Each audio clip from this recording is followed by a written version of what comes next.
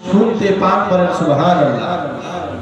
কিন্তু আজ কিছু লোক আছে যাদের ধারণা হলো আমাদের নবী আমাদের পাঠকৃত দরুদকে শুনতে পান না, বরং ওনার নিকটে আমাদের দরুদকে পৌঁছে দেওয়া হয়।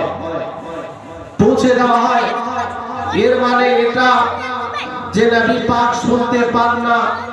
তারা বলে যে যদি নবী পাক শুনতে পেতেন তাহলে পৌঁছে দেওয়ার মানে কি?